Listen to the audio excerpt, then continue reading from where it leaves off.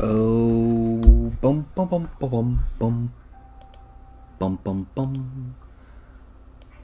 Just a moment, and I'll be right with you. Yes, I see there's already 3 people watching this early. Wow. Hello. I hope everyone had a Merry Christmas. For those of you who are watching on YouTube after the fact, don't forget the whole like and subscribe and hit the bell and all that. And Anycubic sponsored. Hello, Emilio. So just to show you, I got Argus printed with all of his multiple eyes and his crook and all of that. And I also have, by the way, it's on that handle because I'm going to be spray painting it tomorrow, his dire moo cow, or rather, dire Cape buffalo, for size comparison. You know, that's a big moo cow. That's a very big moo cow. We're talking that's hippo-sized moo cow. But imagine having a herd of these, being herded by that big guy up there. And I also got Cormoran finished. For those who are wondering who Cormoran is, or what Cormoran is, he's a giant from various stories throughout Cornwall. To be exact, this is Cormoran.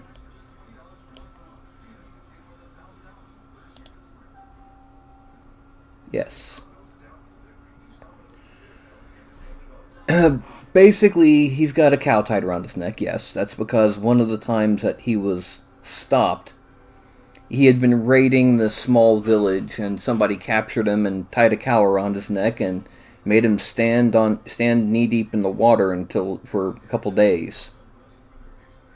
Anyway, that's Cormoran. So, tonight, I'm not going to be making a human figure. I'm not going to be making an orc, goblin, elf, half orc, troll, ogre, halfling, dragonborn, lizard man, any of that. I'm making, as the title says, a behold. You know what I mean. I think it's kind of thing. I think every sculptor has to make at least one beholder, just because they're so iconic, and there's room for an infinite number of them. Simply because, well, and the official word is that every beholder thinks that their specific detailed variant, where any scales or wrinkles or anything is, the style of eye and eye stalk, is the ideal for all beholders everywhere.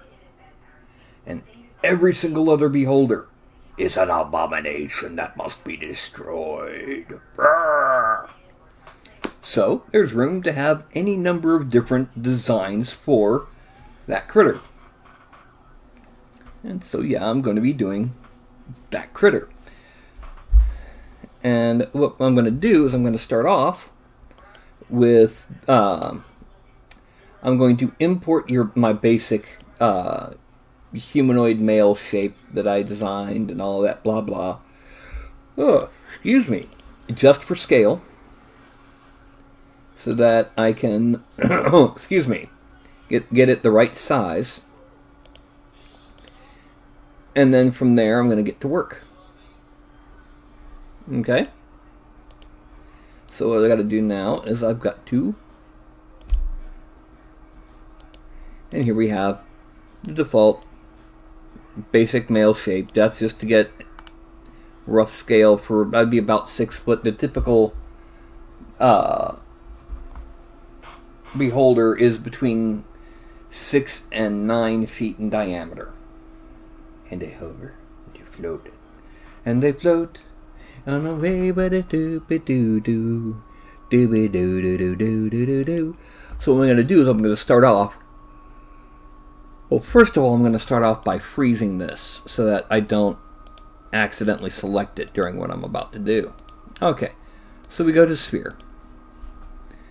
And we can see that it's a little under 2 feet per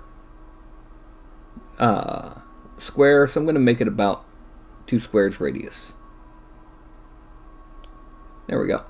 That's about right, nice and proper. Yes, it is. That's about the size of a beholder. Now I'm going to hide frozen. Now one thing I'm going to do is I'm going to start tweaking it to make it more, I guess you could say, just the shape is more like how I perceive a beholder. So let's go ahead and to editable poly. I'm going to select this vertex and only that vertex, and then we're going to turn on soft selection. And then I'm going to draw it down, make the selection a little bit wider, just a little bit, and then pull it out like that. Then I'm going to select up here, these, and I'm going to bring them in. It's not perfect. I don't see them as necessarily perfectly spherical, so more just that they're almost spherical, almost ball-shaped. This is my basic shape. Now the thing is, I'm going to do something funky. I'm going to make one eye stalk. And that eye stalk is going to have a peg on it. But there's going to be 10 holes in the head for that peg. So you can put it in and pivot however you want it to pivot. And that way you can also print them separately and print them sideways so that they don't have the, they're more structurally sound. Okay, so what I need to do now is I need to go ahead. I'm going to start with another sphere, but this one's going to come down. This is going to be about the size of the actual individual stalks. And I'm going to bring it up. And this one's not going to be 32 segments, it's only going to be 20. No, it's going to be 16. Editable poly. I'm then going to move it up a bit because it's going to be kind of long. Now, I'm going to take a line, corner to corner, and I'm going to, I said line, draw in basically what will be the stalk.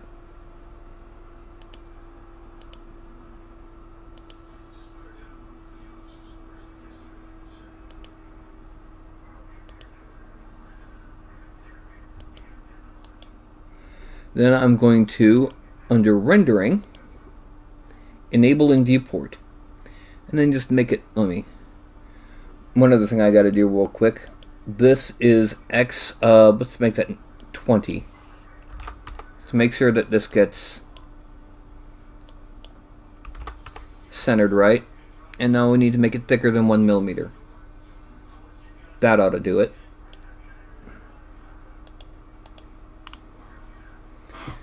Now, next thing we're going to do is make these sides 6. Editable poly. Now the next thing we're going to do, we're going to hide everything that's not selected, because I'm going to do something kind of funky with this. I'm going to select up here and shrink and delete it. Select down here, shrink and delete it. Now, I'm going to chamfer it at about a 0.1, a 0.01, yeah, that'll do. Then select it and collapse.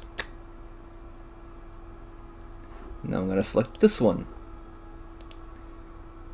Chamfer the same way. Select it and collapse. Now I'm going to select these edges here, loop, and chamfer there. Now it's a mesh smooth, 2, collapse all. Alright, now it's time for the peg. And the peg is going to be another cylinder. Well, just a cylinder rather. 1 height segment, 6 sides, and pretty much close to the center here. Actually, yeah, that's good. Now I just kind of move it over to here.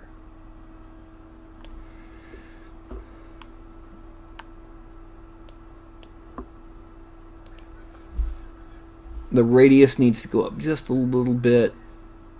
Okay, edible poly. Now I'm going to select the edges here, loop, and chamfer.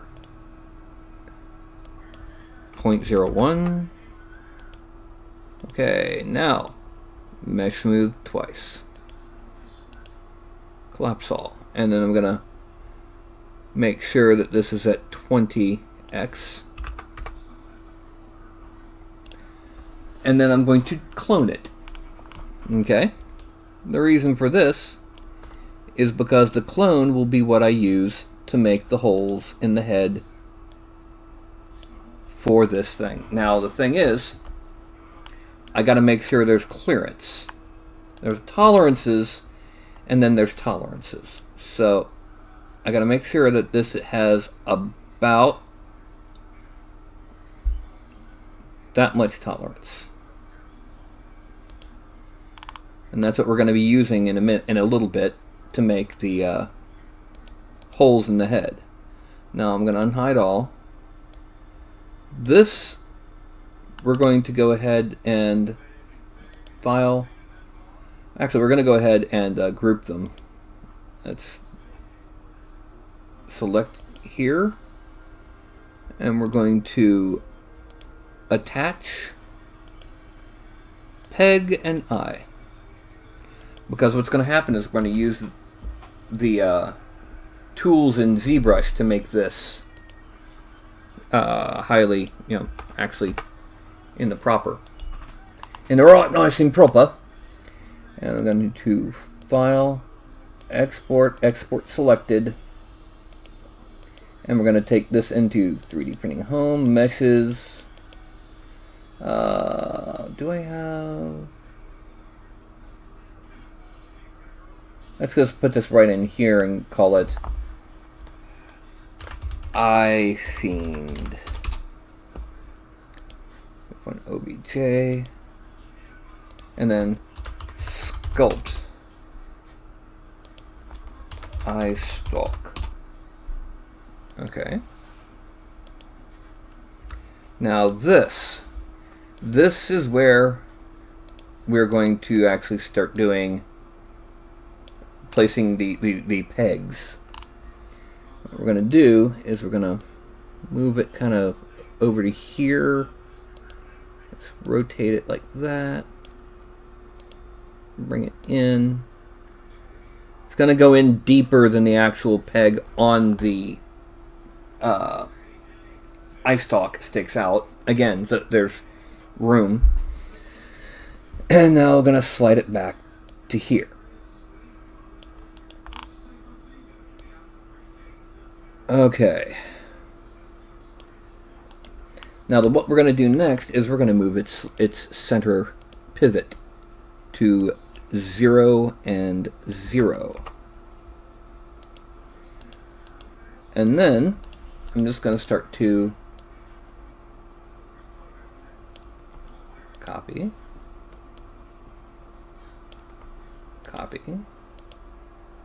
Rotate a little bit more like that. And then copy.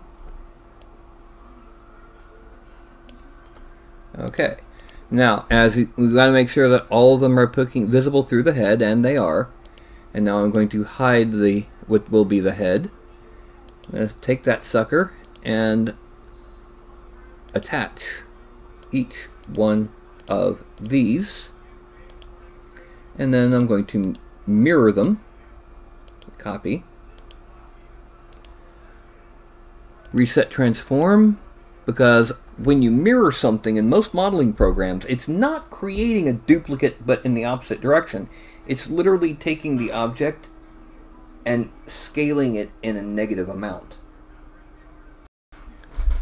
Now we hit normal and it goes back to iStalks. But again, you as the user are going to be putting them on and gluing them on. Now, let's take this and let's just go ahead and mesh smooth it a couple of times just to make it a bit smoother.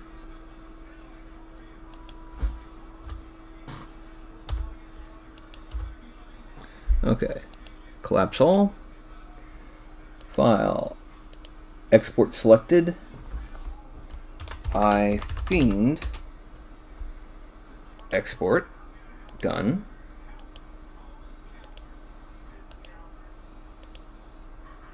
File, export selected, stock holes,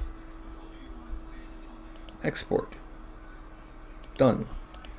Okay, now we switch over to here and I peek into chat. How many people do I have right now? I got 5 people, okay. The document new. No.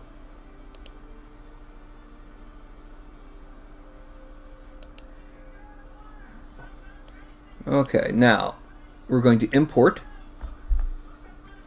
Oh, that's cormorant. Nope, we don't want cormorant. I just showed him off. iFiend. We're going to have the iFiend and the iStalks sculpted separately. But we are going to append what will be the stock holes. You might consider it to be stock hole syndrome. And the first thing that we're going to do is we're going to subdivide it till it's about really smooth. We're then going to Dynamesh 512. And then smooth out this little wrinkle that was caused by the pole. There should be one back here too. Yeah, you can see it right here. I'm going to smooth that out. Okay. Frame. Now the next thing that we're going to do is, it's 605,000. I'm going to give it one subdivision. And then I'm going to hit X. When I hit X on the keyboard, I suddenly have a symmetry. And one of the first things I'm going to do, break out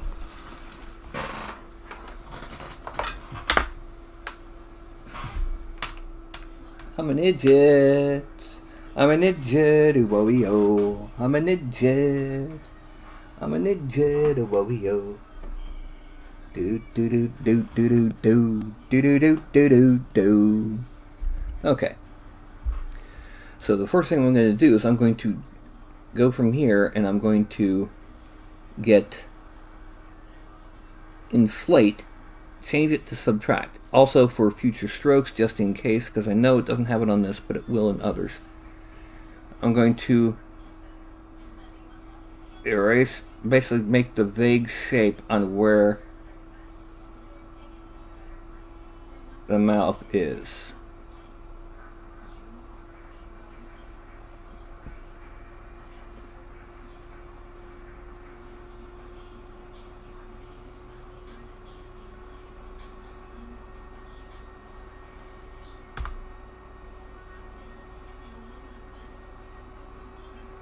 That's roughly where our mouth is. Verge. Let's leave the lazy muscle on, but not quite so deep slash for where the eyeball is going to be. And to do that, we kind of need these visible to make sure I don't cross over.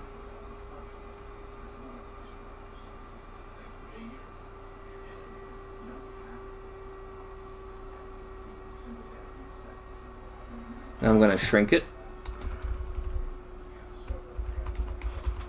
Turn off lazy mouse. Reduce the subtract quite a bit.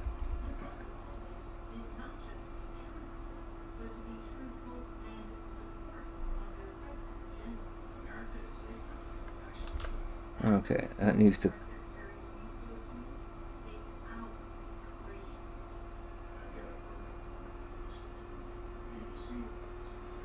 Okay, now I'm going to go ahead and use move. Move. Move. Grab and pull this out.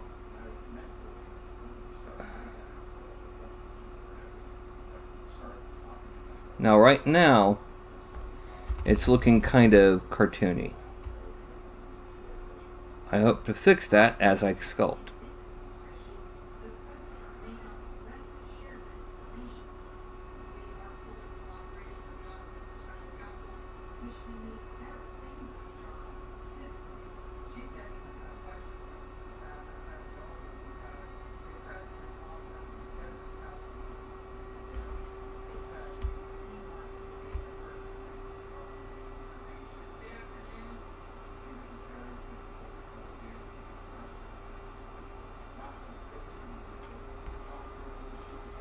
Okay, let's bring that down.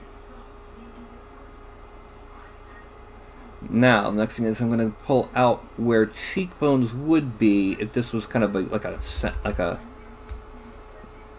Cyclops type head, and kind of pull in, sink them in here. And then I'm going to pull this forward.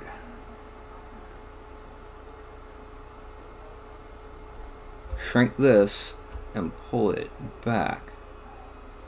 And then smooth out this whole thing here. And then hit 1 a couple times to smooth it out fully.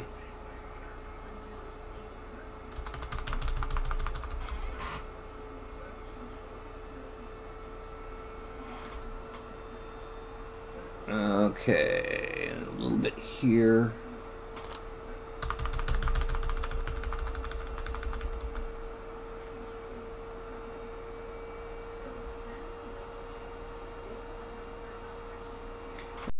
Now, make it a little bigger and just kind of pull it down in such a way that it still looks like it's underneath. And then I'm also going to grab here and pull it out forward a little bit, just to continue the whole look of cheekbones. Then using inflate and add, I'm going to kind of pull under here.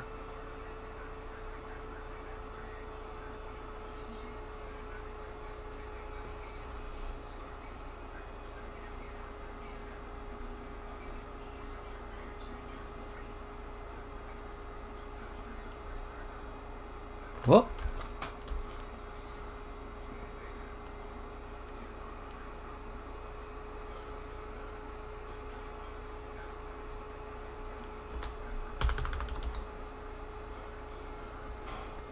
And now from here on out, for the most part, until I get time for the teeth, this is going to be mostly, how do I want to do this?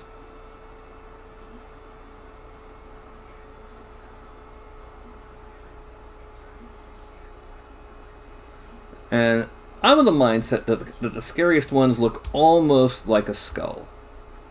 So we're going to give him a jawbone. And then we're going to come over here with the move tool, make it really big. And pull it in.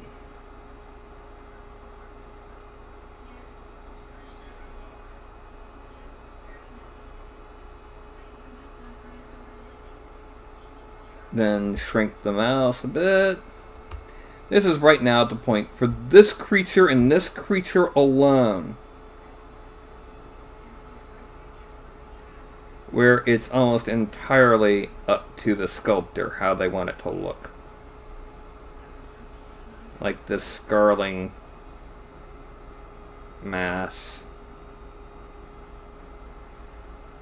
I'm going to go ahead and grab this entire lower lip and pull it down and out slightly. I'm going to end up putting some really big teethies in there. Now, let's go back to inflate. Shrink this down.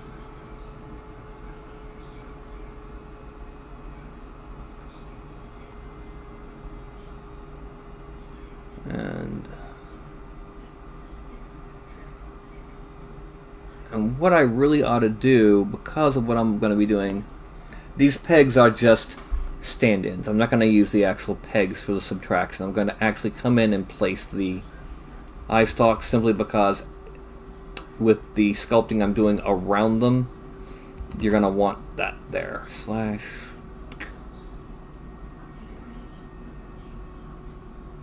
Oh.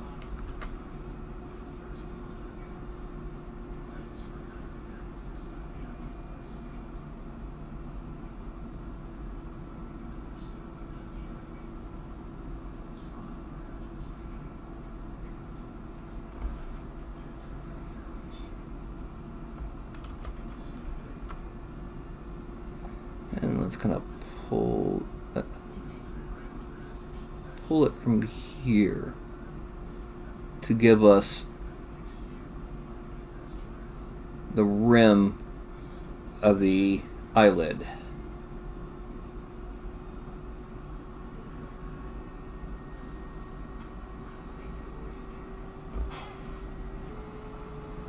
And we're going to deflate here.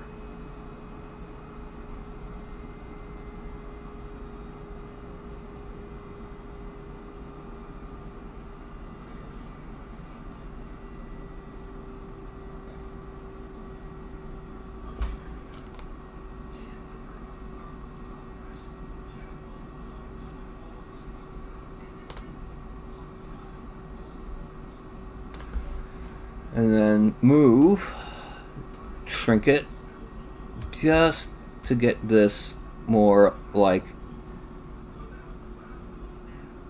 a slit pupil. And then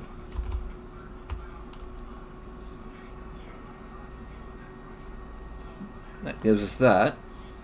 And now I'm going to loop smooth in here with the slash. We're going to go ahead and emphasize that, and then we're going to use the sub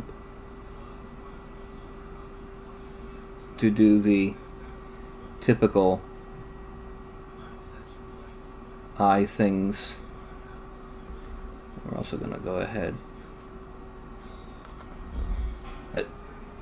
just a bit. We're going to grab it, pull it up.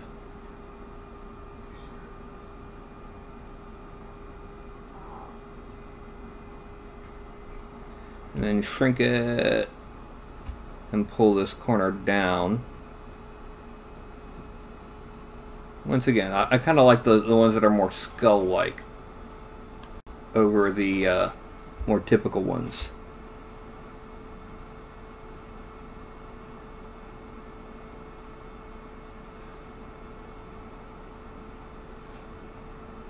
Let's pull that out. There we go.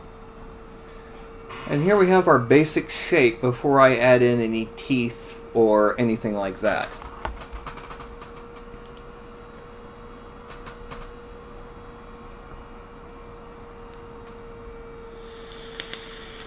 And hello TJ, Andy, how's it going?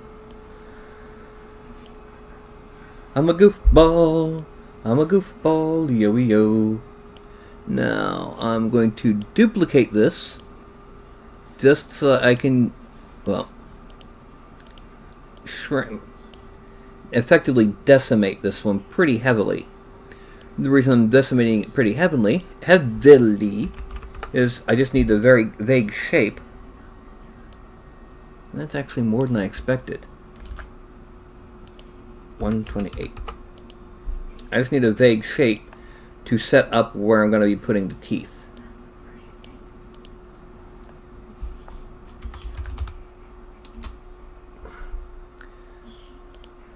And then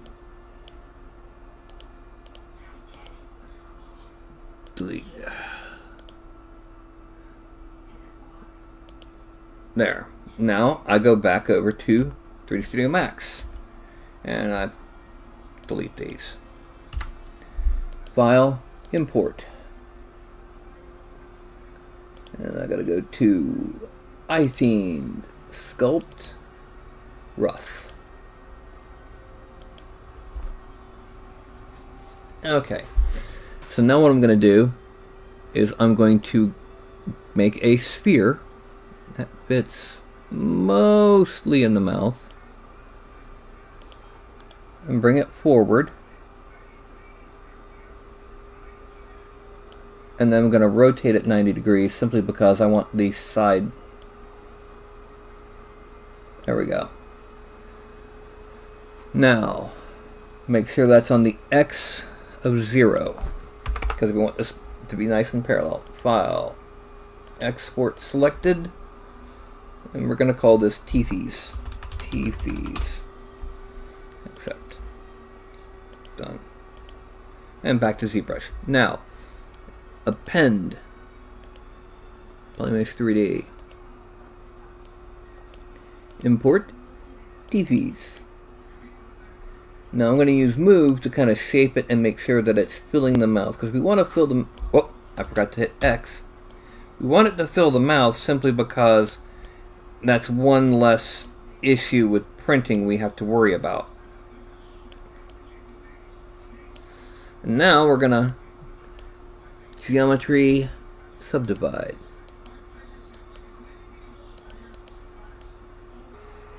Transparent.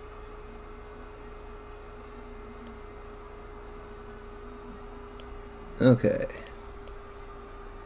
That's going to be turned into our teeth. And the way we're going to start it is with the slash tool.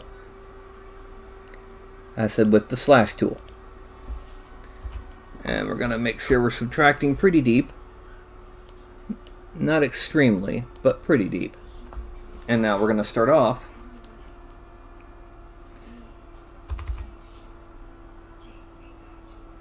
one, two, three.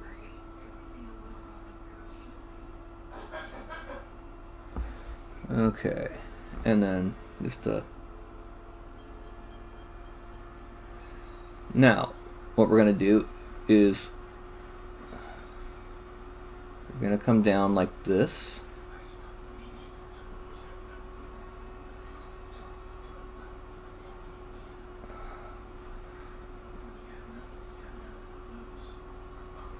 No. Alright, so this.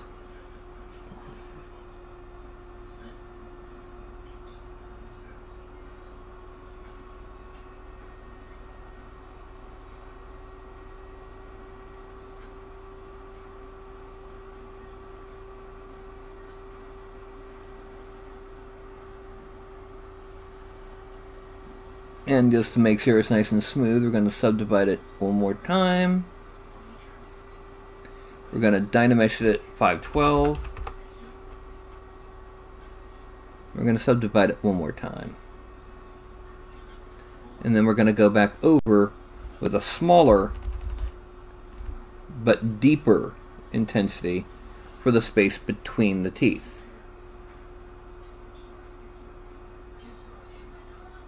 No. I know what we need to do. We need to bring that down to about 30. And then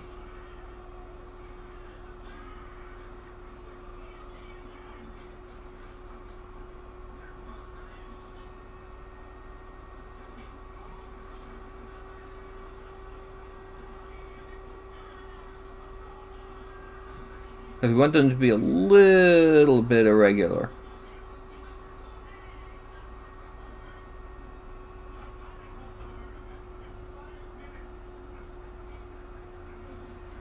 Now we go to inflate, add, lower a little bit, and we're going to inflate each of these teeth just a bit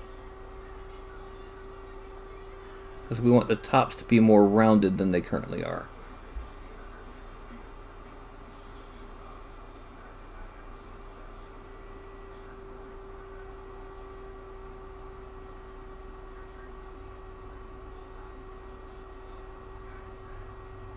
There we go. Nasty teethies. Now we're going to start detailing this head. So I'm going to use the slash tool, not slash, the Orb Cracks brush, wrong one, Orb Cracks 2 brush. I make sure to turn off the lazy mouse and increase the subtraction a bit, and I'm going to draw in where his nostrils are. No, I need it bigger.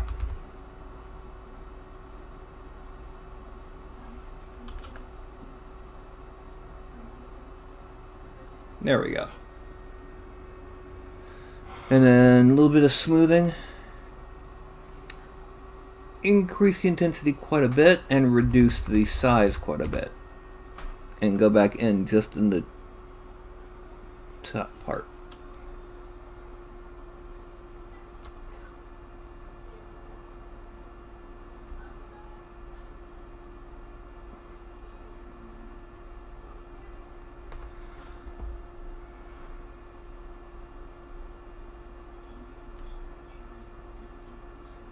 There we go. That's his nostrils. Now, do we want to make them leathery or scaly? Because that's the next big question. And hello, Kim. I'm making a beholder.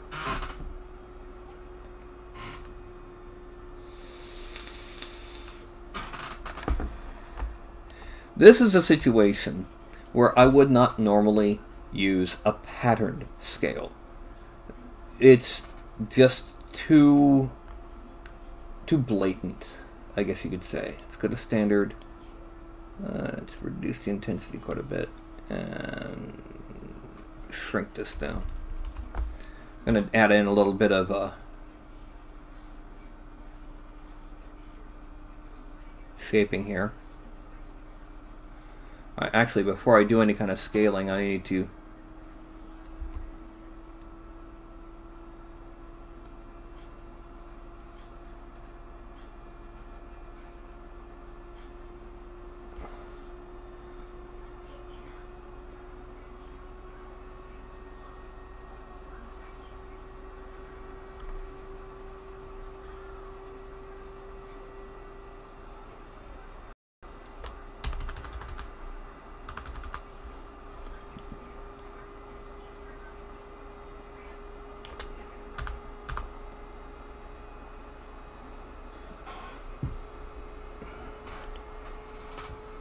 So what do y'all think? Scaly or leathery?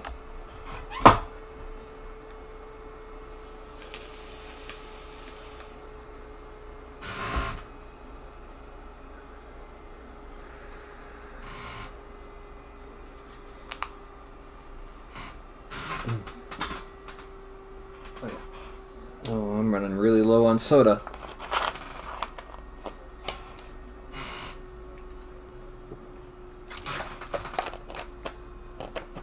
The Doom Cacodemon is scaly. Everyone seems to be voting leathery. Okay. So what I got to do now to make sure I can do this properly. First of all, let's go ahead and Dynamesh it again. And subdivide it again. I'm also going to go ahead, and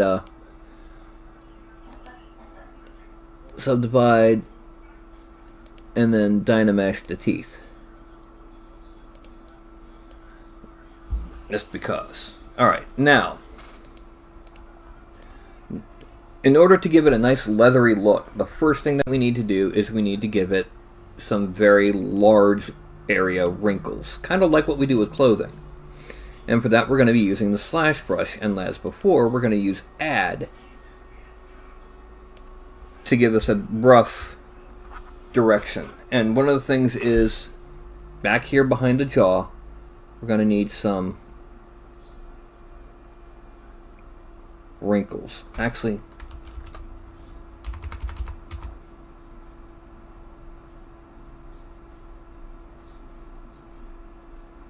large scale wrinkles, plus a couple coming, oh, shrink that, a couple coming out of the eye area,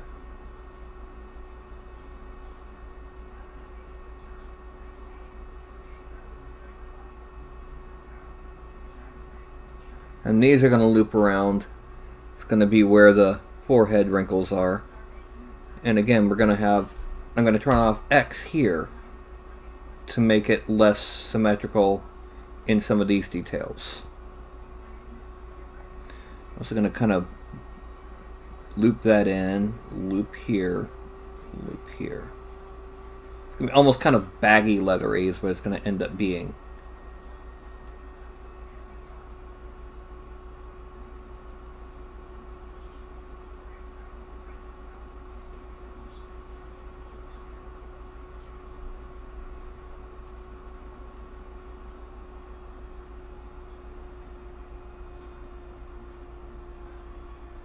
Okay, I'll turn X back on.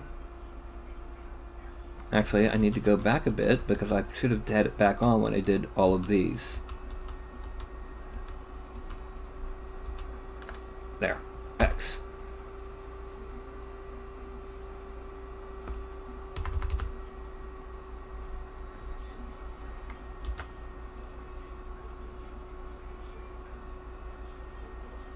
And kind of coming down here and coming down here.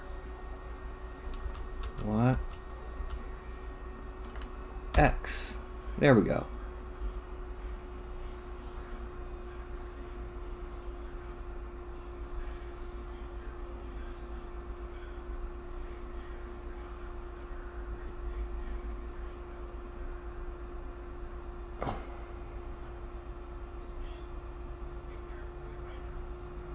Okay. And then we come in and we're gonna loop it here, loop it kind of back and down that length, down that length.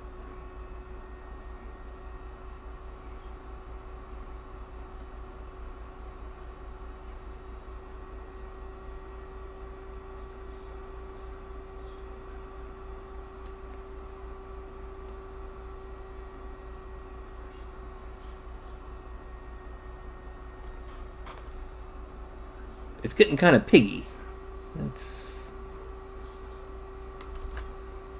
Hold on.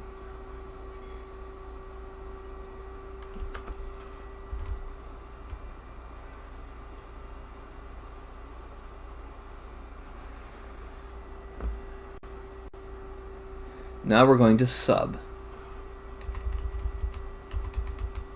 And we're going to bring this focal shift down to 0. No, about there. The reason for this is we're going to actually just do a couple of divisions.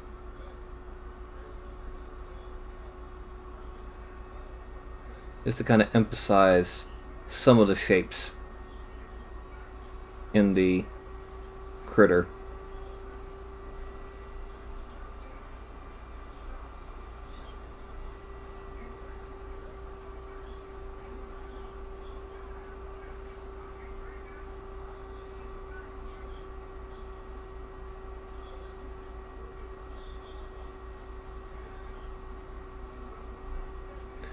Like under here, here, here. I'm gonna do a little bit right here.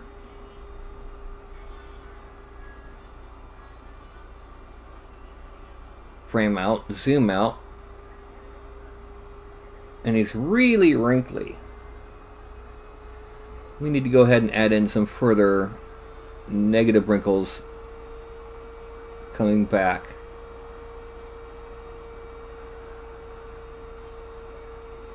And then a couple, a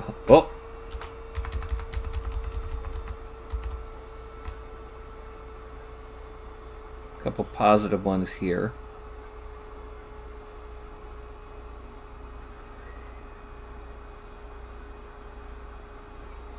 Okay. That is our baggy, shaggy base skin. And now we go to inflate, have it on sub, we increase the intensity a little bit, and we switch from here to drag rectangle. We're going to use some default alphas for this. But one thing that there is a lot of alphas. We go to import, C, program files, Pixelogic. There it is. ZBrush 2018, Z alphas. Let's go. There's multiple leathery skins. Let's start with 13. That one is a good large scale leathery effect.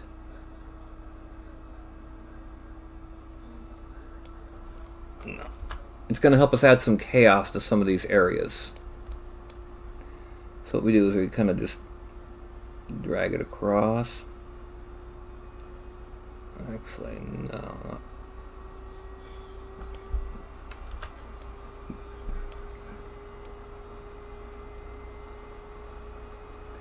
No, not that one. That one's just not behaving well. That's new leather skin 15. Yeah, there we go. This is just a large scale skin chaos map. Oh, no. Can't do that. It's just we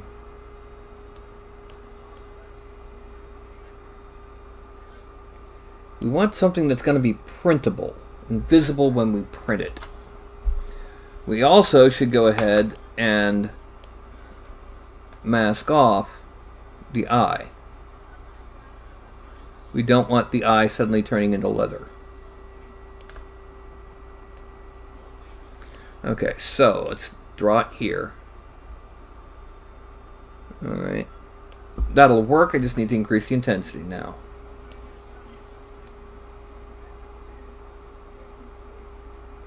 No. Let's do it from standard.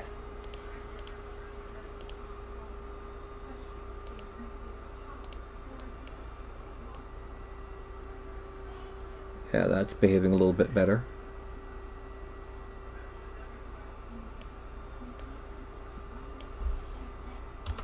And we put it on the chin here.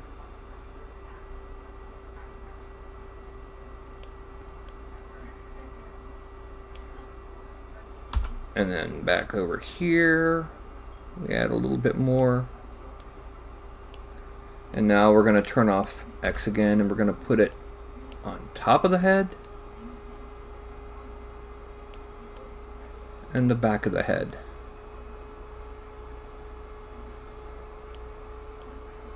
Okay. Let's go ahead and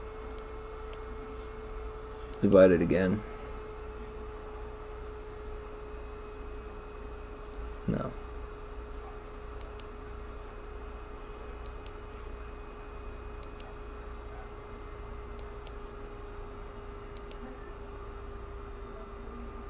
Okay. Yeah, we're going to go ahead and mask off the eye again. Oh, no, before we mask off the eye, we're going to subdivide it again to get 10 million polygons so that we can have a bit more detail in this leathering. Oh. X, thank you. The thing is, the more detail in this leathering we get, the better it'll look eventually when we get it to printable stage. I'm gonna mask off that. Okay, now we frame out. And we're gonna, whoop.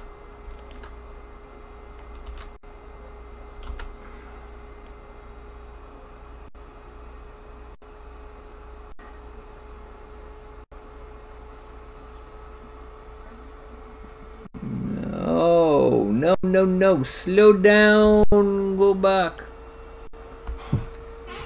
Whoopsie. I forgot that, you know, when it's got 10 million polygons, it's a bit slower to react than normal. Let's see them out.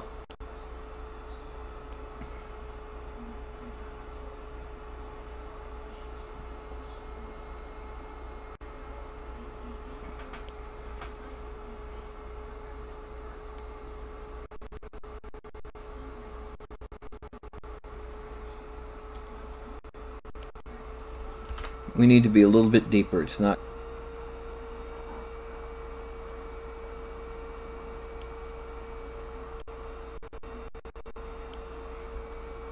Nope.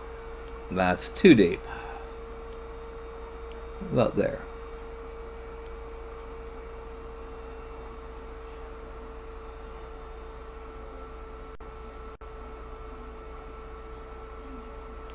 Okay.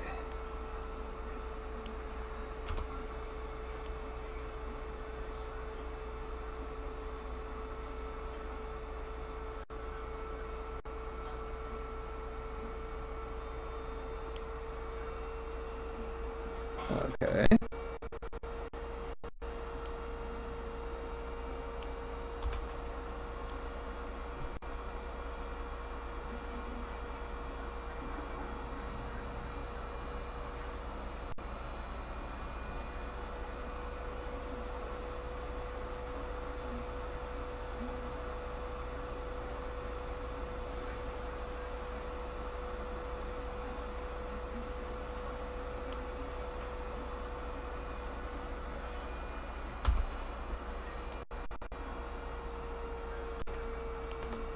And now here.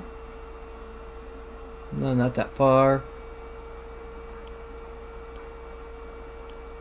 And here.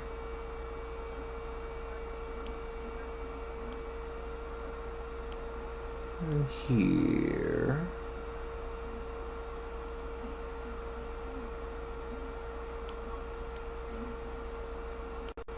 And then just a little bit over here. No, we're going to be using a different alpha for the sides of the mouth. And this next alpha, that was 15. Let's see what 67 is. No, that's an eye socket. Not an mono eye socket. There we go. Let's put that one here. These are kind of linear vertically, so...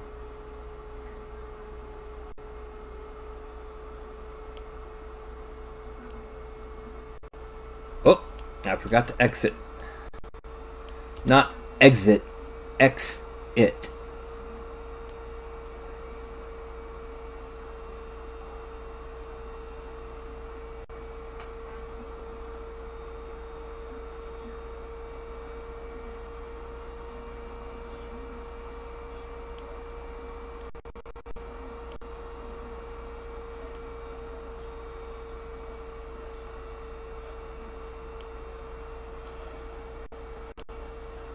And coming this way.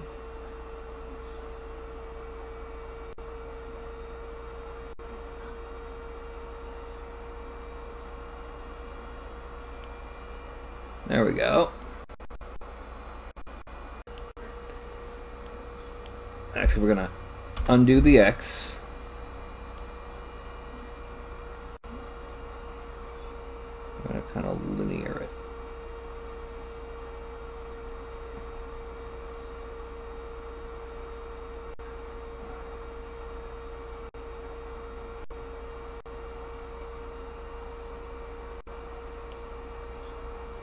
Okay. This is playing with alphas, is what they're called. And now I'm going to find one more thing to put down here. Let's see if 99 works for that. It kind of does. I'm going to hit X again. Put it down here. I'm just going to put a little bit of wrinkly bits here and here.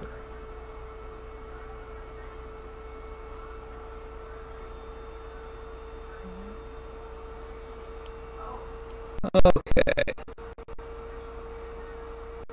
Oh, I forgot up here. This is just to fill in the gap that's over on this side. Alright. Now, that is the current state of our beholder.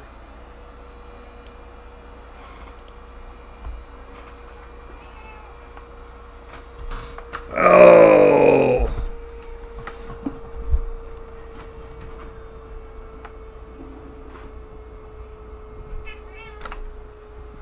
Go on, Shinju. Yeah. Alright. Yeah, I remember the Mad Balls too. Alright, so the next thing that we're going to do, now that we have that in shape, we're going to save the subtool. That's like save the whales, but you're saving a subtool instead of saving the whales. And that's iFiend subtool. And now we're going to document, new document. No, we don't want to save changes. We're going to import the iStock.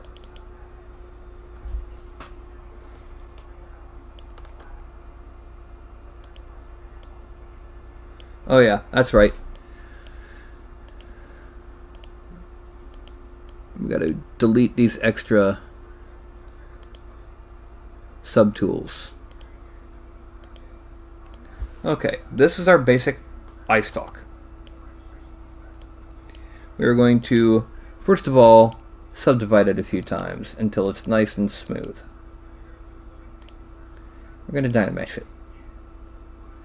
And over here, make sure that this is, yeah, it's still reading that. We're going to smooth out where it connects to the stalk considerably. We want to make sure that this has a more organic look to it. By organic, I don't mean plants and stuff. I mean it looks like it's occurring naturally. We're also going to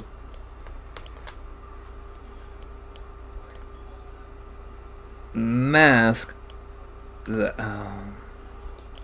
going to mask there. Excellent. And then we're going to inflate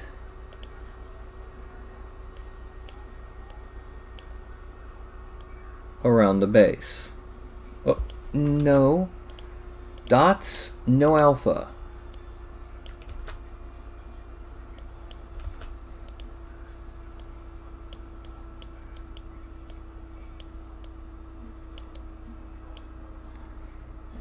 And smooth it just a little bit.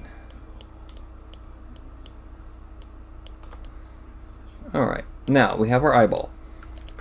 We need to make it an eye. So what we need to do now is I'm going to use layer. I'm going to shrink it just a bit.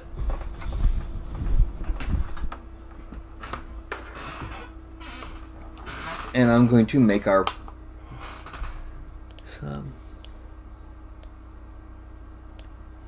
I'm going to make it our eye this way.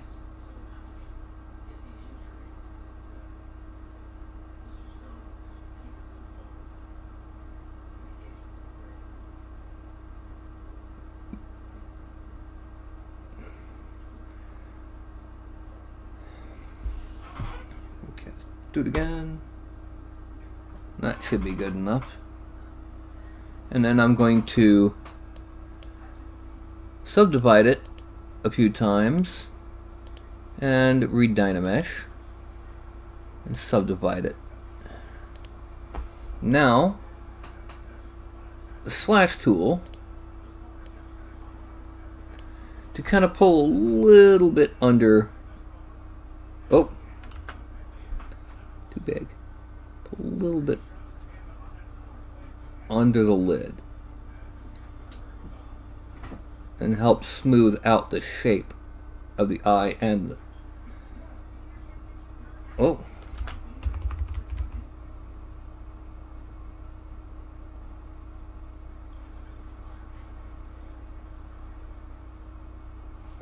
okay.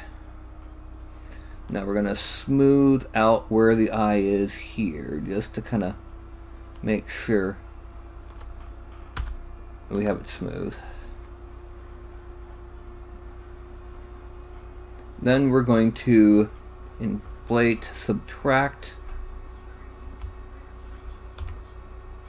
and make it big enough to barely touch.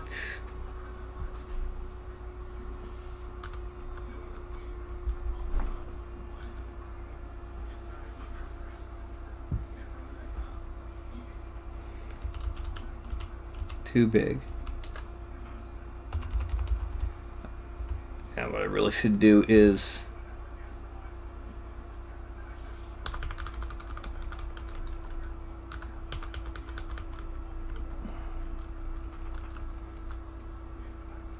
there we go, and then slash subtract.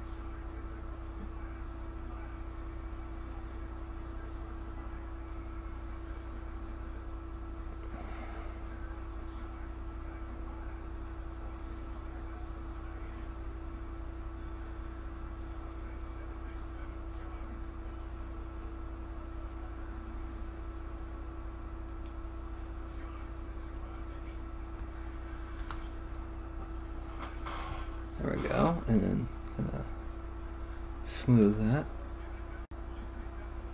and then move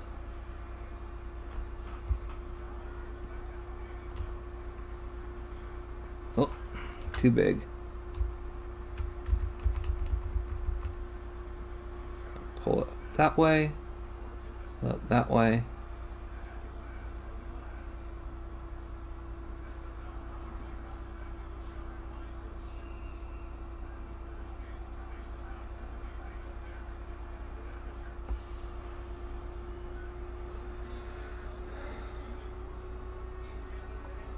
And now it's time to start using slash to start detailing our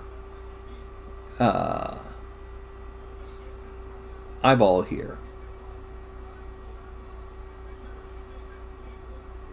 We're going to come back in for that. We're going to add in some wrinkles and things like that.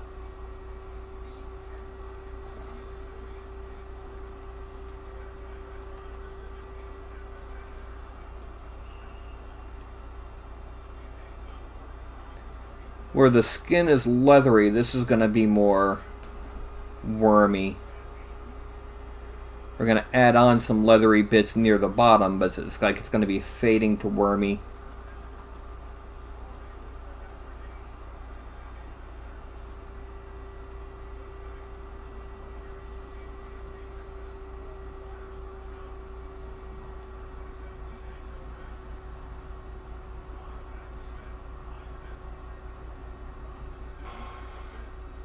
Okay, that's our basic eye stalk. And what we're going to do, it's 320,000 polygons. Let's go ahead and Dynamesh at 768 just to make sure we keep as much detail as possible. Then we're going to export this as eye stalk 2.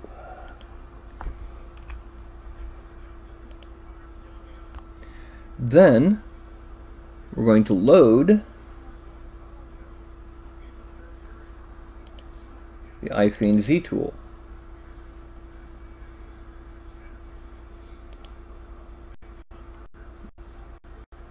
And here's our iFiend. And the next thing that we're going to add is these eye stalks. The stalk holes are going away. We're not going to worry about stalk hole syndrome.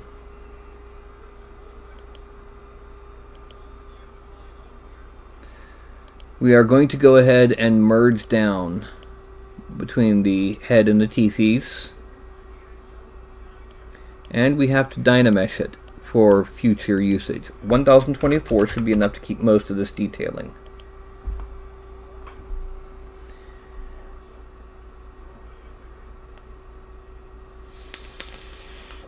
What do you know, it is. Now, we go to the subtool. We append eye stalk.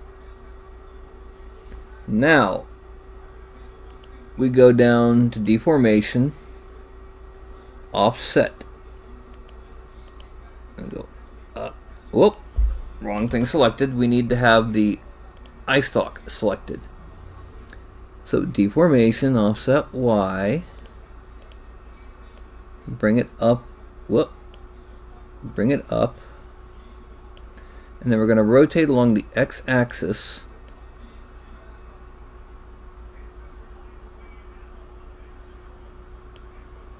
offset it some more,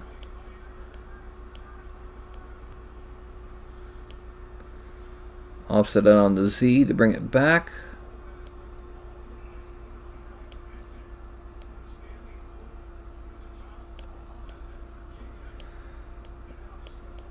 And then we're going to offset it Y until it's just about sitting on top of,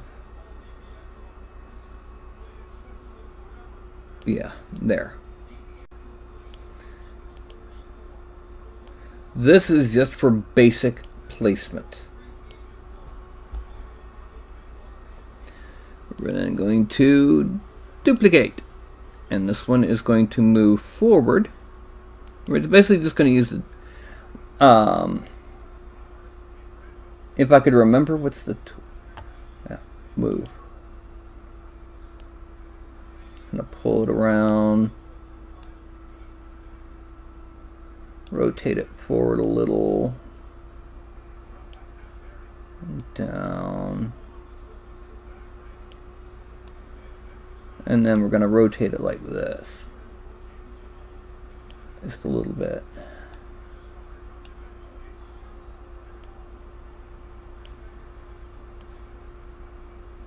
What? Why is it doing that?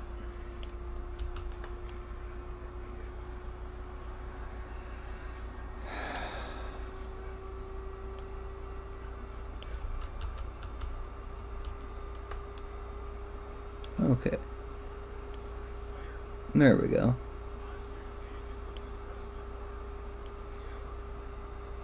Whatever was causing that to happen, thankfully it's not happening anymore. And then we're going to duplicate another one. And we're just going to sit here with the move tool and move and rotate and get it into position and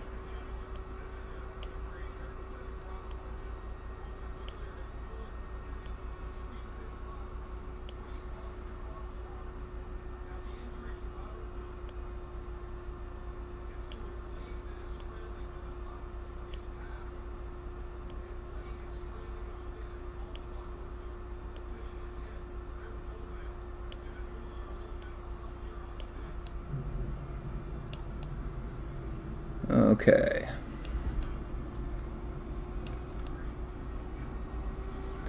And now we're going to take this back one again and duplicate it. And we're just going, like I said, we're just going to do this for each of these.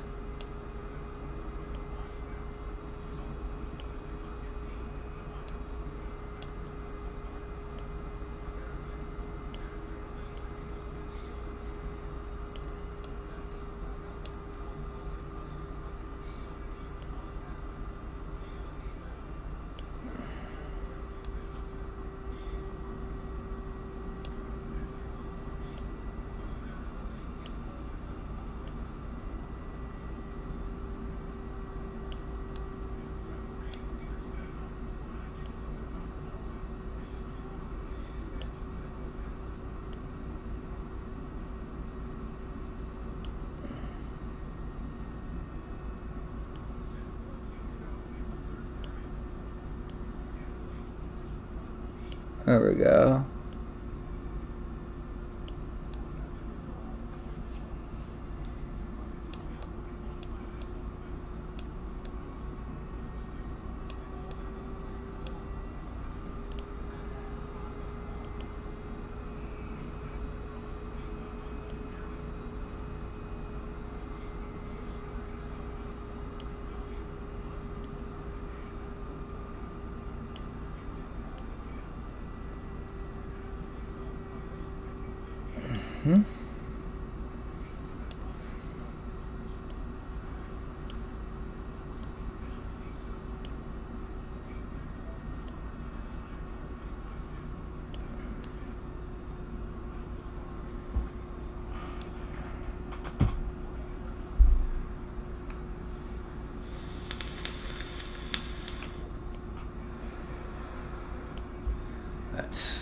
We're about halfway done with these things, not too much worry. And we're going to duplicate. Bring it forward.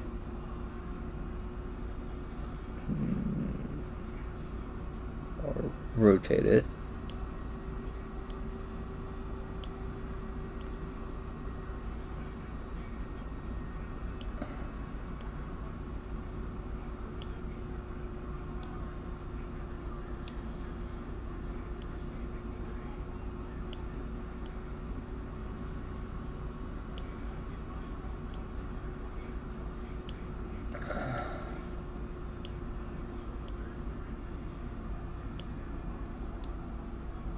there.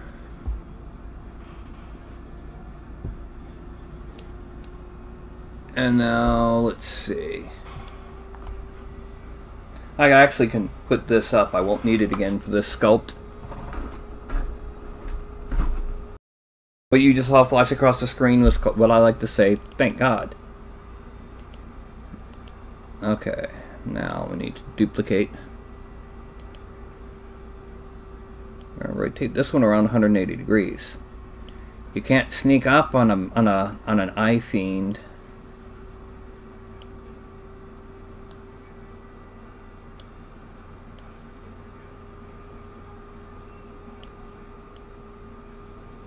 What?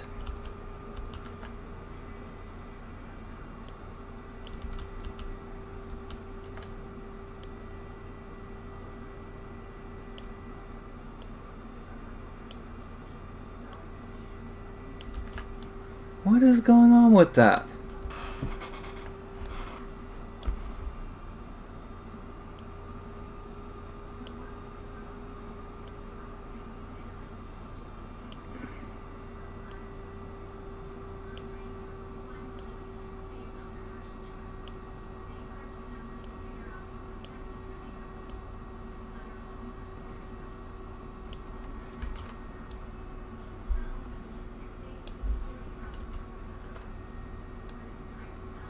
Yeah, there we go.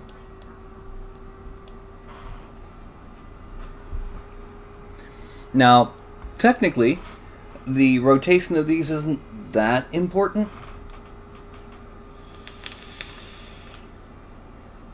But it can be just entertaining to see what I come up with.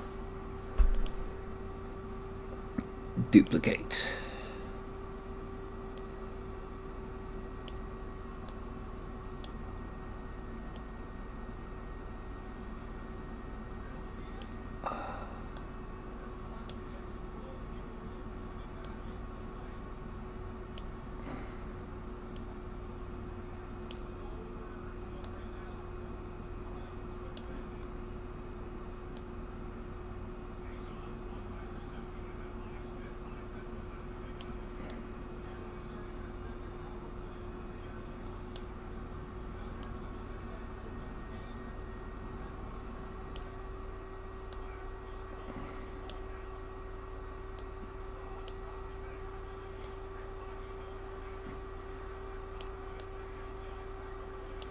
And there we go, that's that one. That's 2, 3, 4, 5, 6, 7. Let's put a couple more on the back of the head.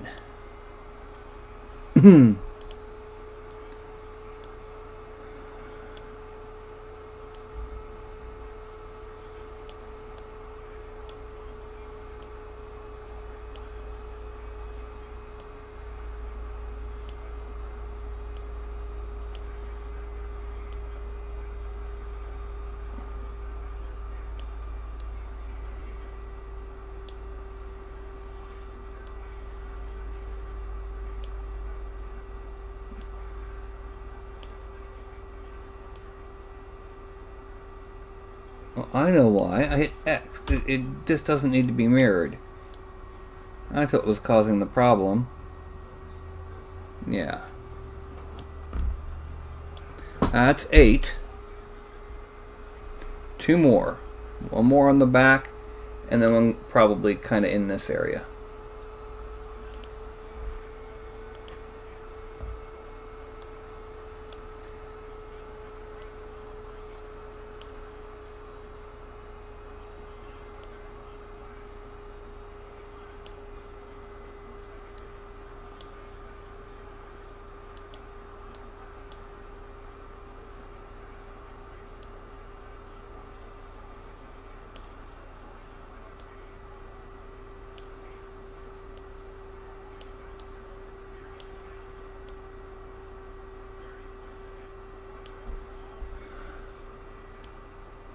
Oh.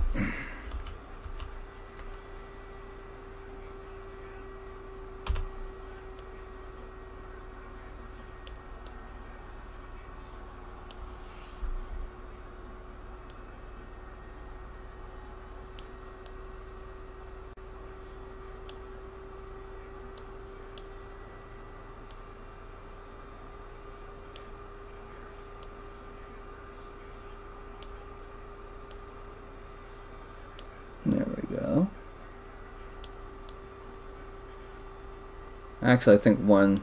No. It's kind of random. It's deliberately randomly placed.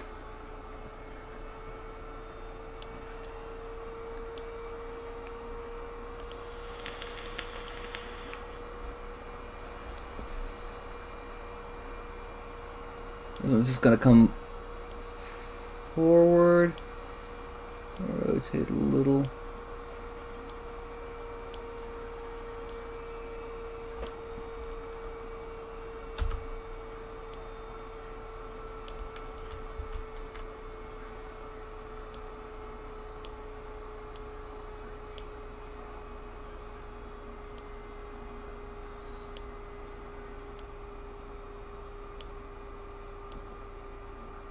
There. 10 eye stalks.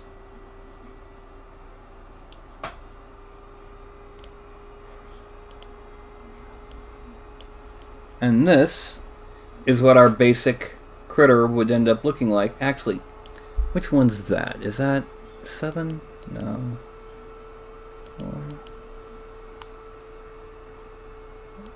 8. Okay, yeah. 8 needs to get moved a little.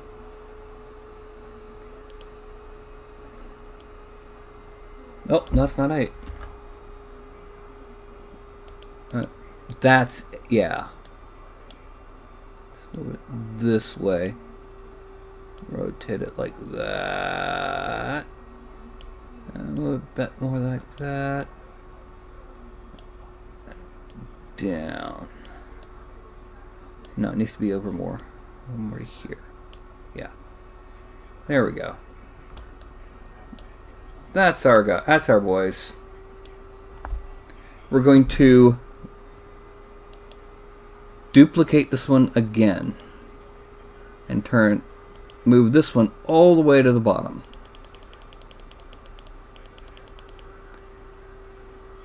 And hide it.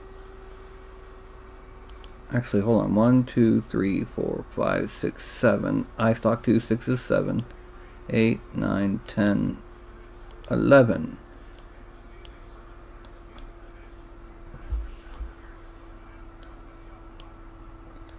Wait a minute. 1, 2, 3, 4, 5, 6, 7, 8, 9, 10, 11.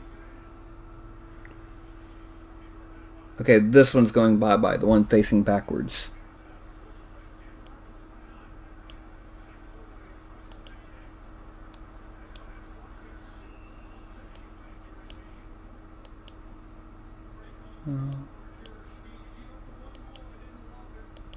There we go.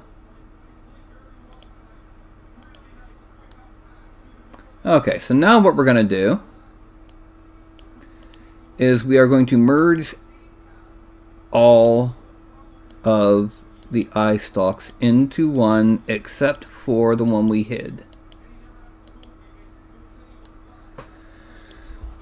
We're going to click over here where it's got these little circles. There's one where it's a white circle that's having a black circle removed. We're going to click that. We're going to geometry. We're going to Dynamesh at 768 and leave it Dynamesh. Then we're going to polygroups, group as Dynamesh sub. We go back to subtool. Our eye fiend should still be Dynameshed. It is. So all we do is we merge down and draw. What ends up happening?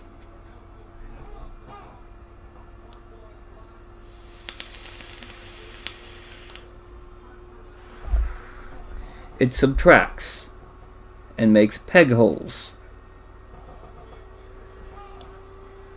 I hit Control Z just for the sake of I'm going to export this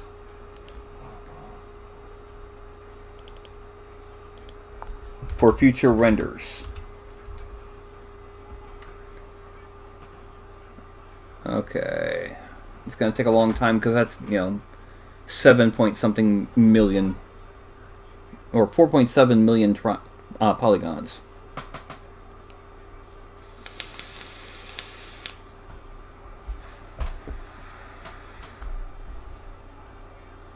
And then we're going to once again draw so that we have the holes.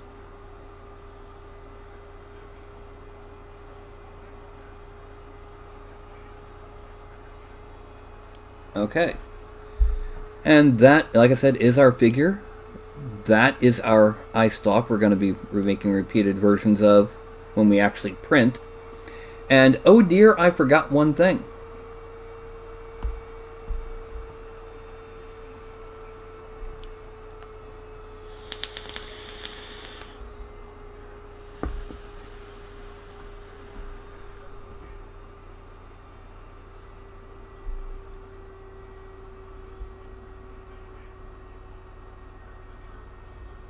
Yep.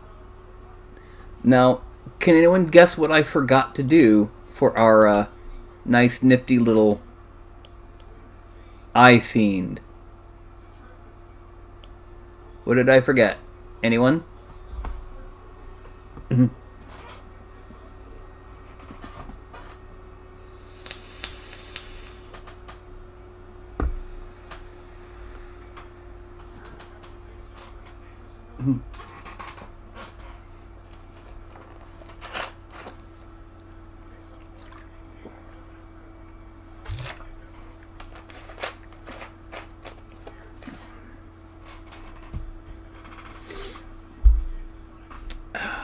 Come on, people.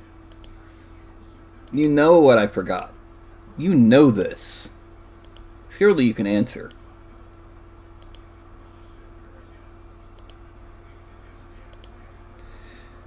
No, not a Z-tool thing.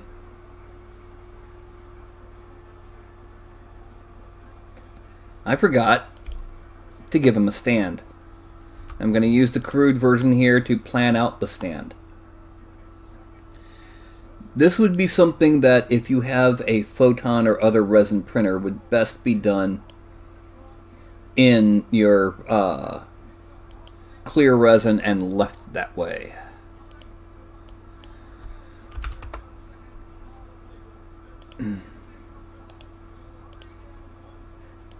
Whoops, I forgot one thing here. I need to add one more line.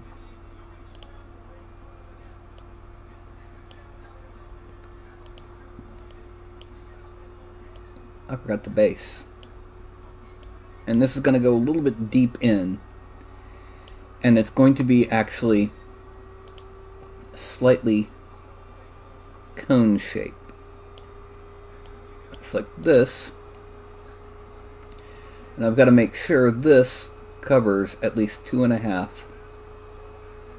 of these squares, because that will make it basically, no pun intended, the size of a typical size large base.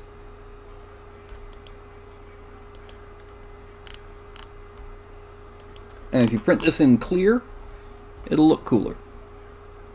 Loop and chamfer 0.001, 2 tiers, and then we're going to just mesh smooth it a couple times.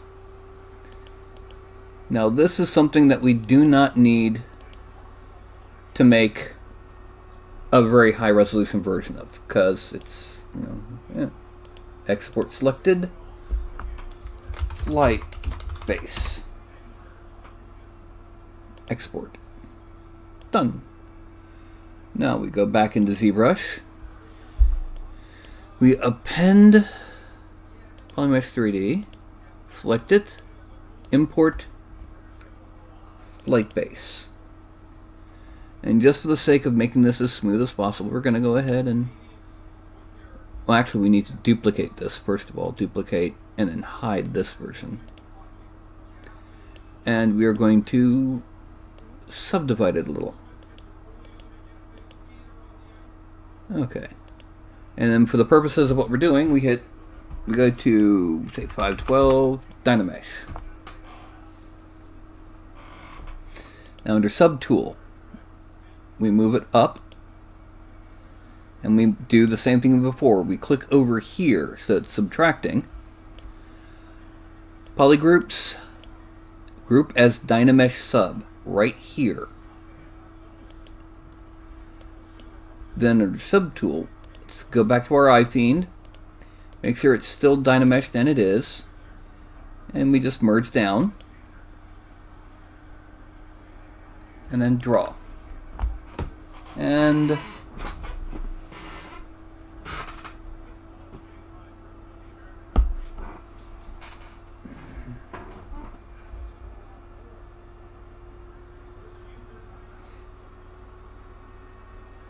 it's now subtracting the base.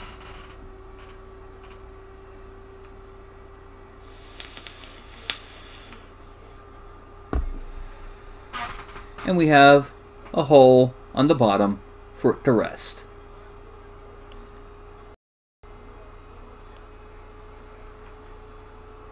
Yay! One last thing we're going to do before we refine everything. You know, do this, that. And that's right now as things stand. Unless tolerances are absolutely pinpoint perfect, this won't fit in the holes on the top of the head. You'll be trying to force an equal size into an equal size. It won't work. So what we have to do, we have to go back into deformation, go to inflate, -1, -1, -1. There. We shrunk it just a little so that when this prints, it will, in fact, do well. There we go. Now we're going to divide it a couple times just to... and Dynamesh. Okay. Now, it's time to decimate.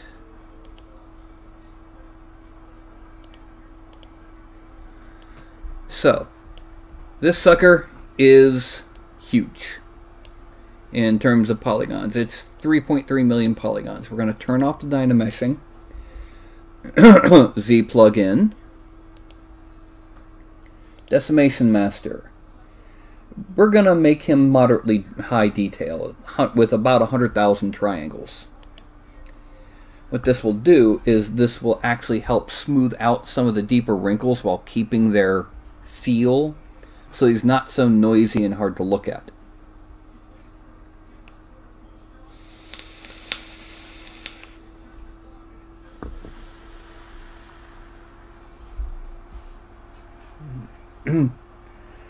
It will take a while. After I get done with this, I'm going to have to go hit the Quickie Mart.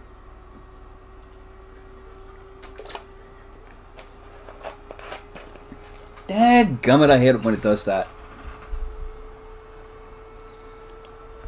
Let's reduce the Dynamesh and try it again.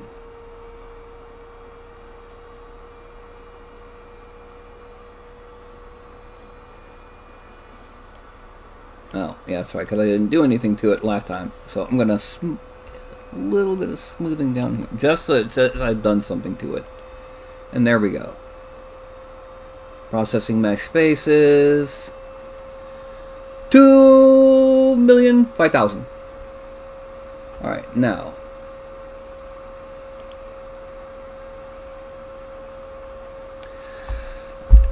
ZBrush does not use your GPU at all.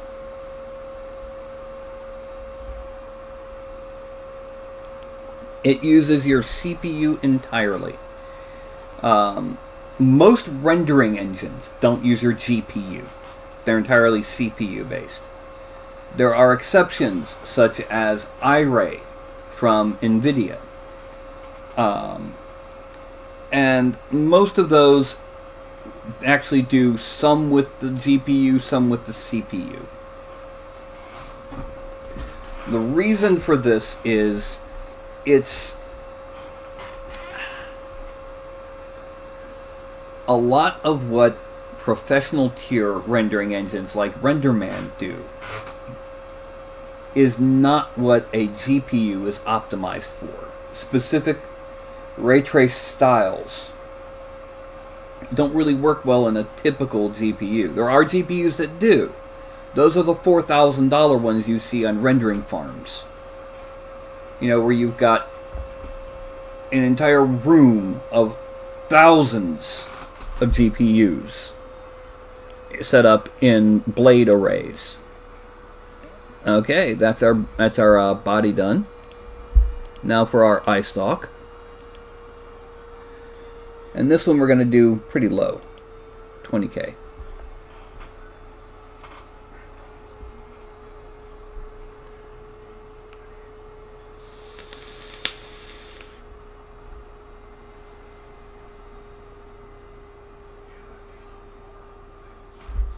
What in the world? Okay, there we go. And for the purposes of what we're doing, we are simply going to leave this as is. So we have our 3 pieces of our mesh that we're going to do. First, we're going to export these to a different directory under the iFiend files. I do this to keep track. Okay, finished parts only go into the files directory.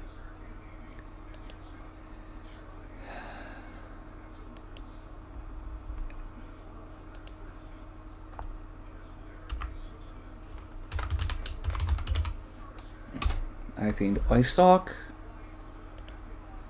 and export iFiend flight base. Now I'm going to go to a document, new document. No, I don't want to save the changes.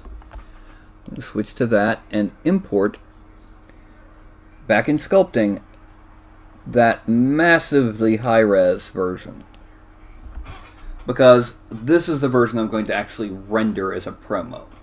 Simply because I don't want to have to deal with all those daggum placing each one exact.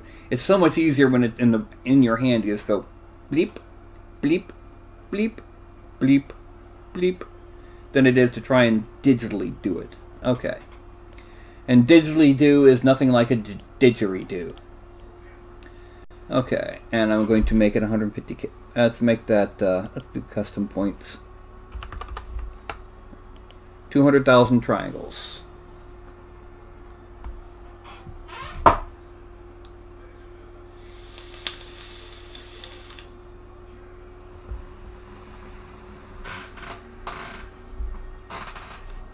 The advantage of having all of these be the same, but, you know, in different holes, you can pivot them in any direction, so 2 beholders will have different poses of their eye stalks.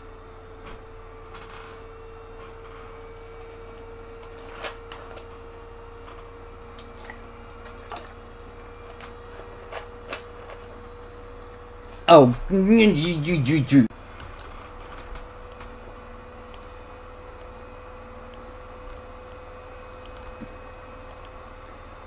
okay, geometry. I hate it when it does that. Dynamesh closing holes. That's what the problem was. There were holes in it. Okay.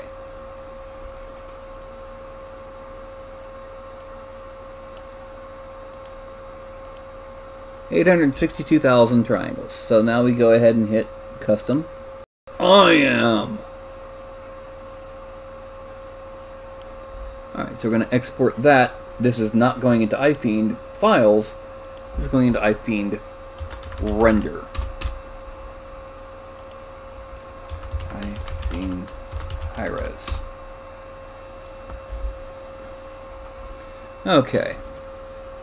So, let's go ahead and pop back to here. Yay!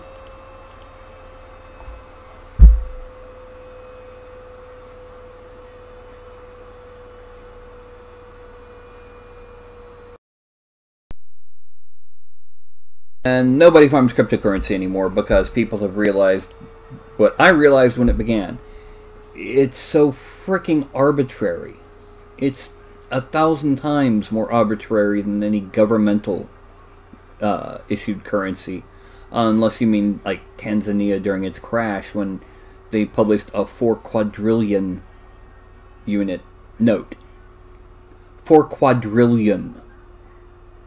And it could buy a loaf of bread.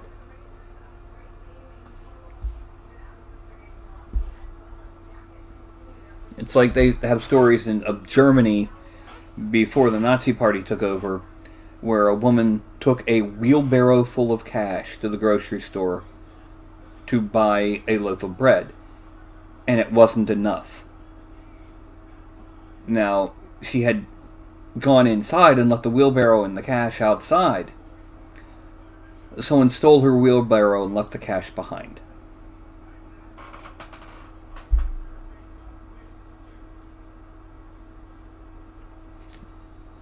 The Hershey's.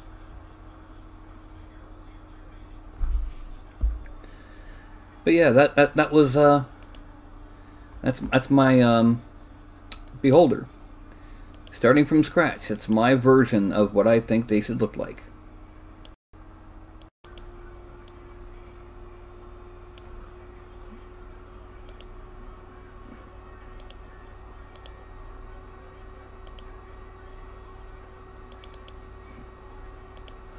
Now, one of the things that I tend to do is I will go ahead and I've had some issues in the past, so I've started using Mesh Mixer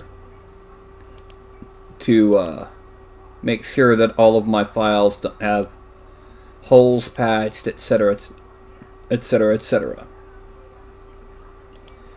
And that's one of the things I'm going to do before I take this over onto Thingiverse later tonight.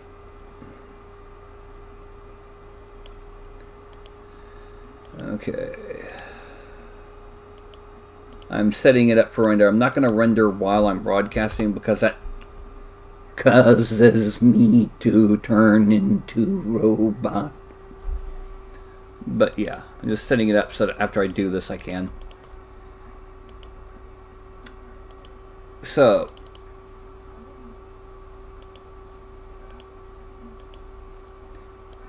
you see how it's for the more abstract critters like a beholder, it's a lot easier than doing something like Mr. Big Ol' Dire Moo Cow.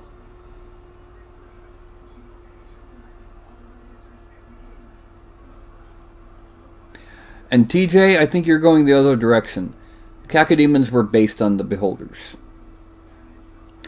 You know, the whole 1979 Monster Manual versus 1995 Doom. Yeah, when an STL, not every slicer does this. A lot of more recent slicers compensate for, you know, there could be a hole this big in a file the size of my house, and some slicers will throw out an error. Most modern slicers compensate and they deal with it, but beholders aren't really that powerful. The big trick of the beholder is that one central eye is an anti-magic cone. That's the tough part. It is not an aurochs. It is a dire Cape buffalo. There's a slight difference. They're in other words, they wouldn't exist in reality. They are what Argus herds. So for him, they may as well be just tiny little pygmy goats. You know. And then tomorrow I'm supposed to be getting some resin, at which point I will be printing Cormoran. Yeah, it's a lot less furry than an aurochs. And for those who didn't see, here is Cormoran. Yes, that's a dead mummified cow tied to his chest.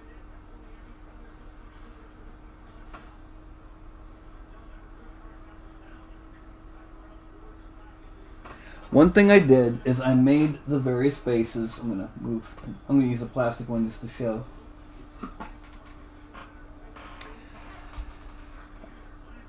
I made the various bases. They have detail on them, but they're mostly flat. So if you want to put your style of detail, what you want to put on the base, there's room. But if you don't, there's at least something there to make it, a little bit distinct. Who, Argus or Cormorant?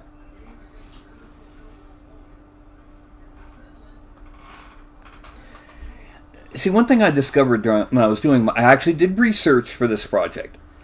When I was doing my research, Cormoran appears in a lot of stories. And he gets killed in almost every single one. So either Cormoran is a family name. My personal preference, he's got Horcruxes. He got together with a necromancer, and the necromancer split his soul into many pieces. He's also a miser, so each one of these pieces is in a treasure hoard. Now these treasure hoards are underground caves hidden by a small shack. He can pick up the shack and go down there, and then put the shack back on. And I don't mean Shaquille O'Neal, but if he gets killed, within the next 2d6 plus 12 months, or about 2 years, he reforms at the closest soul fragment. And is really, really hungry. Goes out raiding farms again. The reason he's got that cow around his neck is one of the stories has it that, he's this big rich miser giant, and he's hungry, so he goes out and starts stealing cattle. Well, one night when he comes out to steal the cattle, the townsfolk are sitting there like, "You're bad. Don't do that."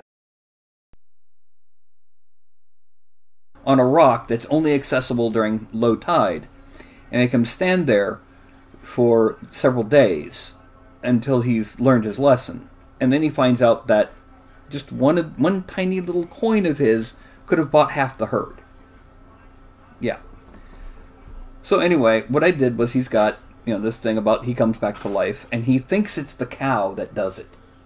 Because he may have a lot of experience, he may be wily and cunning, but he ain't that bright. He's just like a tall, thin version of a hill giant. And it's simply spelled Cormorant. So, in the meantime, the major sculpts for the Titans release are done. In the royal blue, just to give us a sense of scale, there's 7-foot-tall Beowulf. In the purplish pink, from the Basque region, standing at 12 feet tall, it's the Basajuan. And the robe behind them in the teal, from the swamps and the borders and the fens of the Danelands, it's Grendel, still growing his right arm back. In the bronze, from Cornwall, it's Cormoran. Don't ask about the cow. And in the brass, on the far right, from Saracen lands, it's Farragut. And then in the back row, with the helmet, it's just a generic storm giant, but when he takes off the helmet and picks up his crook, it's Argus, the many-eyed servant of Hera. And I've still got a few minor sculpts to do. Some additional civilian casualties, a couple Saracen-style thugs for Farragut, so on and so forth. But yeah, we're coming up on the finish line for starting the Kickstarter. And while it's running, I'll be preparing the stretch goals. If all 4 potential stretch goals meet. Those stretch goals, by the way, just let me make sure I'm getting the correct list in order.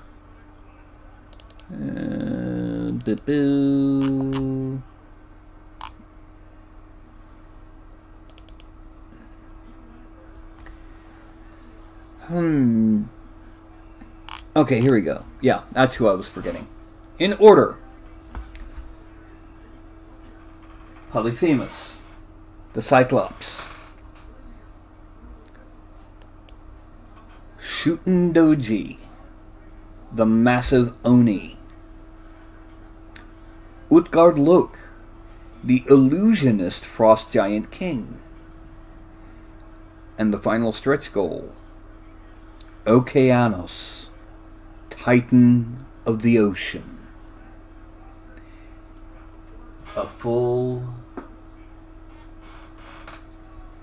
this much taller and that much wider. Oceanic Titan. And yes, each one of them will also have various accessories. Polyphemus will come with his wife and one of his sons, a female hill giant and a regular cyclops. Okeanos, in addition to just being so daggum massive, will also come with a couple sea elves as his retinue. Maybe a triton. You know, that sort of thing. Thank you, Andy, and have a good one. Take care of yourself. I'm probably not going to be on too much longer because the sculpt's done. I've got to make a store run for Sody Pop. And yeah.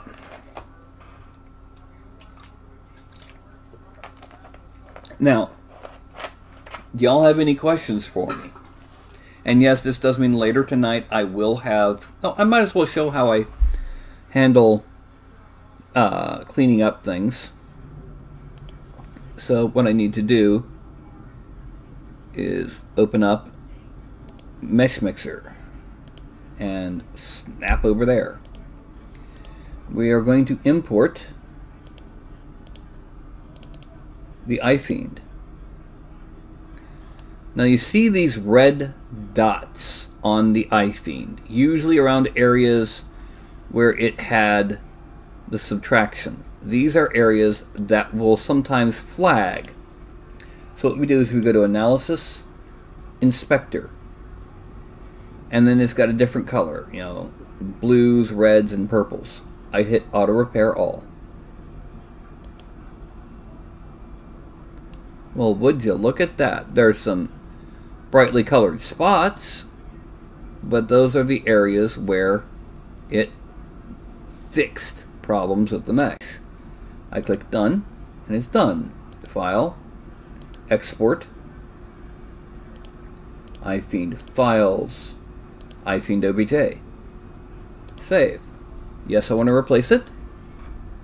And then while I'm at it, because a lot of people use STL, because for example the photon slicer only does STL, File, Export, I click on the iFiend just to get the name, and then STL.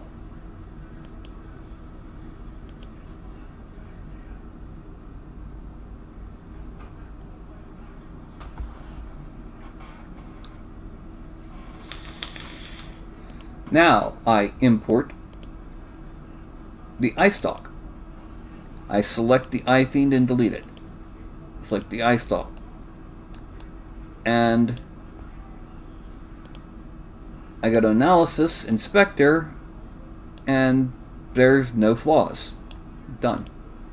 I don't need to resave it as an OBJ because it had no flaws. So File, Export,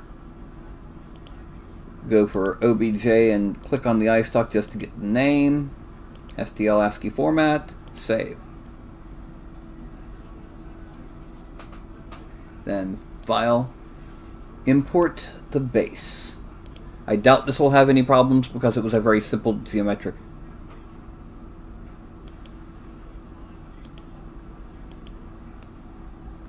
Okay, that's a problem. Inspector, done. Export OBJ to get the name. CL, save. Okay, and that's that. That's me fixing the files in Mesh Mixer.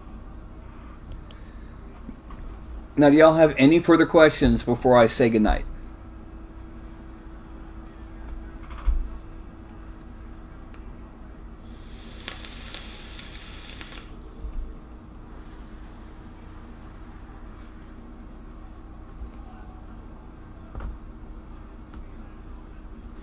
I do also have some vague ideas if I hit all of my stretch goals for additional stretch goals, including Grendel's mother, Talos, the massive bronze automaton of the gods, and so on. And if I don't meet all of the stretch goals, then who knows when they might eventually show up. I will be opening a store on Gumroad, and that store will mostly be for non-player character type meshes, things that are not, standard. Like monstrous things. I might do an entire army setup for basic races, like, multiple different heads, multiple different torsos, multiple different legs, and so on. No, actually, that beholder is not a Patreon sculpt. That beholder will be on tonight, after I render the basic image of it and zip up and just take those files and send them up to Thingiverse. It's not a Patreon sculpt, so it's going up on Thingiverse, like I put the new bases. And in case you haven't seen the new bases, I'm pretty sure most of you have, but these are the new bases. There's quite a few more science fiction options with a metal plate and 2 different metal grates. I've got ancient tiles, organic gravel, cracked earth. In here in the middle is this magic circle. We've got a planetoid and a swampland, or wetland. Anyway, so as usual, oh yeah, I got something nifty this week. I got Vallejo Crackle Medium. For those of you who have seen that one game Workshop paint that you paint on, and as it dries it cracks with a thicker coat, giving larger chunks and larger cracks, this mix your any paint with this and it does that. Woo! Nifty. Yep, yeah, it's nifty.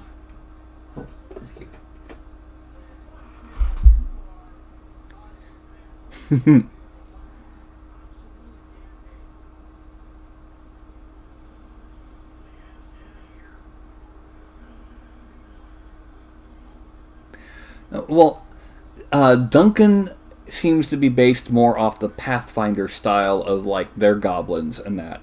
I'm not a fan. That's not how I see goblins. I mean, straight up, I see goblins. Where is? No, that's a monk. Where did I put my goblins? It's one problem with having so many figures that I printed. Yeah, here we go. This is how I see goblins, and always have. The long nose, the pointy chin, the big ears, and skinny. Duncan's goblins are based on the design from Pathfinder, which are a bit more like gremlins and the critter. So, anyway. So I'm going to go ahead and call it a night and get to rendering big eyeballs so I can put them up on Thingiverse. So as usual, I'm going to stick my hand up here. I'm going to count to 1, and I'm going to say something goofy. And it's not going to be something goofy this time, because I already pulled that one. Well, traditional goblins are supposed to be feeble. They're what first-level characters wade through. You want something scary, that's not a goblin. That's something nastier, something more evil. So, yeah. Anyway. That's going to be a 5, a 4, a 3, 2, and a 1. Here's a tip: never pet a burning dog. Neither one of you will enjoy it.